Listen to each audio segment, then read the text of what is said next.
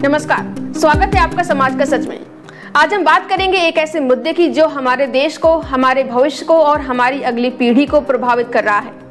2014 के बाद जब से भारत में भारतीय जनता पार्टी की सरकार सत्ता में आई है, एक सवाल बार बार उठता है कि क्या हमारा देश प्रगति की राह पर है या हम अंधविश्वास, पाखंड और धार्मिक कट्टरता के दलदल में और ज्यादा फंसते जा रहे हैं। आज हम इस सच्चाई को बेनकाब करेंगे कि कैसे बीजेपी की नीतियां और नेताओं के बयानों ने भारत को वैज्ञानिक दृष्टिकोण से दूर कर अंधविश्वास और धार्मिक उन्माद की आग में झोंक दिया है। हम बात करेंगे कि शिक्षा, रोजगार और स्वास्थ्य जैसे महत्वपूर्ण मुद्दों को नजरअंदाज कर देश को हिंदू मुस्लिम की राजनीति में उलझाया जा रहा है। और सबसे जरूरी, हम जानेंगे कि हमारे समाज को और देश को क्या क्या नुकसान हो रहे हैं और हमारी जिम्मेदारी क्या है। हालांकि 2014 से पहले भी भारत में अंधविश्वास था, लेकिन साथ ही वैज्ञानिक सोच को बढ़ावा देने की कोशिशें हो रही थी। लेकिन पिछले एक दशक में क्या बदला? आज हमारे देश में ढोंगी बाबा, तथाकथित साधु संत और उनके तथाकथित चमत्कारों का बाजार गर्म है। हर गली नुक्कड़ पर आपको कोई न कोई बाबा मिल जाएगा जो बीमारी ठीक करने, भाग्य बदलने या जादुई समाधान देने का दावा करता है। 2014 में प्रधानमंत्री नरेंद्र मोदी ने गुजरात में एक बयान दिया था जिसमें उन्होंने कहा कि हम गणेश जी की पूजा करते हैं जिनके सिर को प्लास्टिक सर्जरी के जरिए बदला गया। अब हम प्लास्टिक सर्जरी को देखें। मुझे लगता है कि दुनिया में सबसे पहली प्लास्टिक सर्जरी शरीर मनुष्य का और माथा हाथी का, गणेश जी का निर्माण।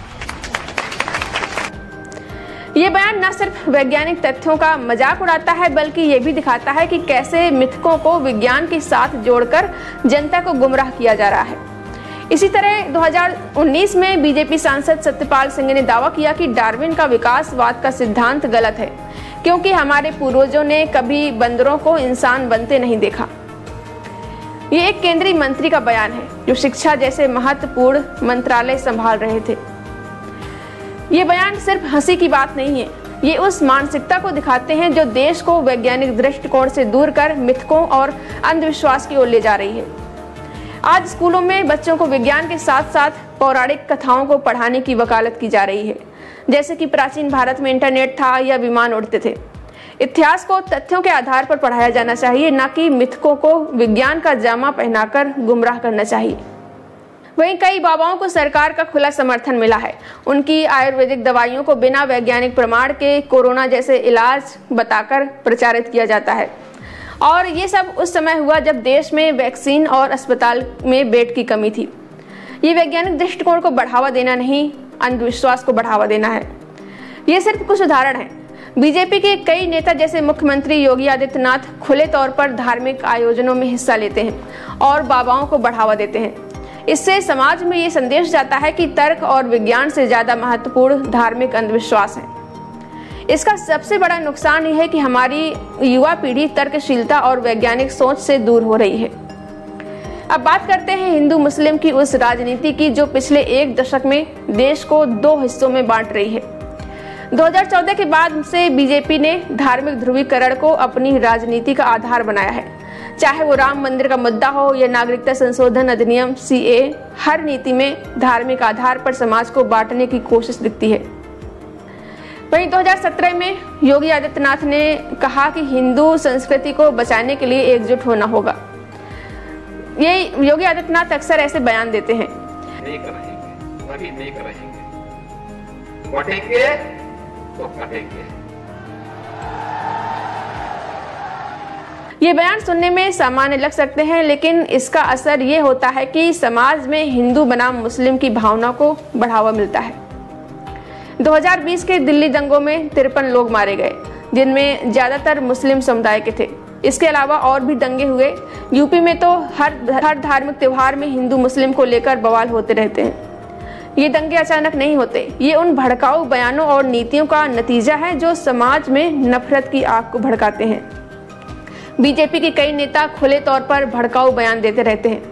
कपिल मिश्रा ने 2020 में दिल्ली में एक रैली में कहा, अगर सड़कों से लोग नहीं हटे तो हम कानून को हाथ में ले लेंगे। इसके बाद दंगे भड़क उठे। इस ध्रुवीकरण का सबसे बड़ा नुकसान यह है कि हमारा समाज टूट रहा है। सामाजिक ताना बाना टूट रहा है।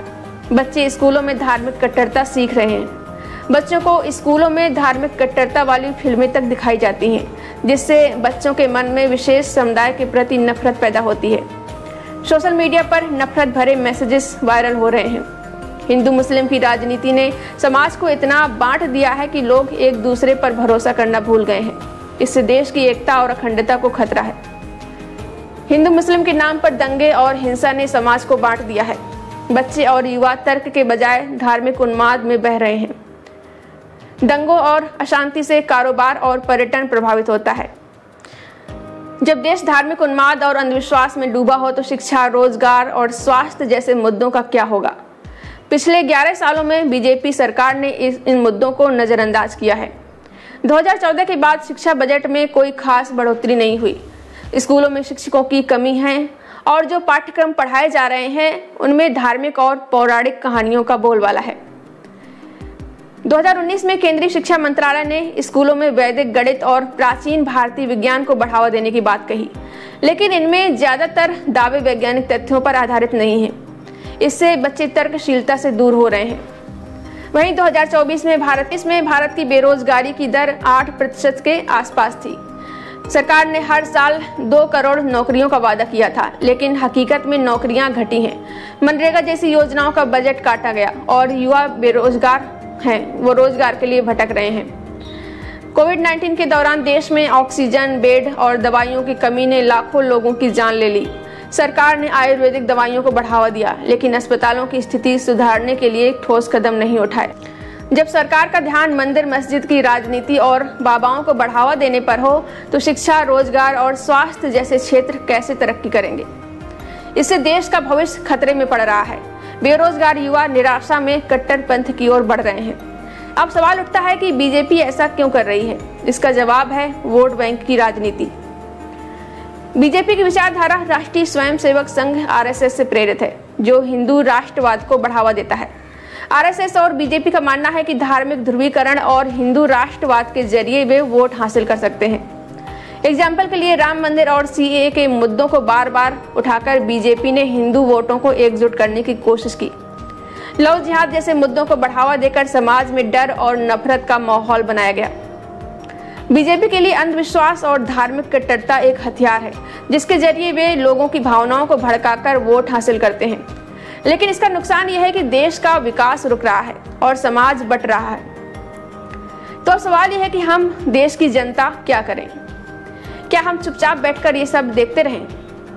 नहीं, ये वक्त है जागने का, ये वक्त है बदलाव का।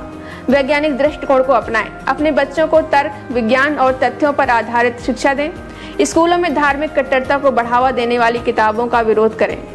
सामाजिक एकता को बढ़ावा दें। हिंदू, मुस्लिम, सिख, ईसाई हम सब भारतीय हैं।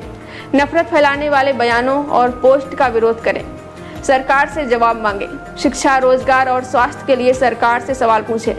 सोशल मीडिया पर अपनी आवाज उठाएं। वोट की ताकत का इस्तेमाल करें। अगले चुनाव में उन नेताओं को चुनें जो विकास और एकता की बात करते हों, न कि धर्म, नफरत और अंधविश्वास की। साथियों, ये देश हमारा है। इसे अंधविश्वास और कट्टरता के अंधेरे में नहीं डूबने देना है। हमें एक ऐसा भारत बनाना है जहां हर बच्चा शिक्षित हो, हर युवा को रोजगार मिले और हर नागरिक स्वस्थ रहे। अगर आपको ये वीडियो पसंद आया हो तो लाइक करें, इसे शेयर करें और अपने दोस्तों और परिवार तक पहुंचाएं। हमारे चैनल को सब्सक्राइब करें। आइए एक ऐसे भारत का निर्माण करें जो तर्क, विज्ञान, करुणा और एकता पर आधारित हो। जय हिंद।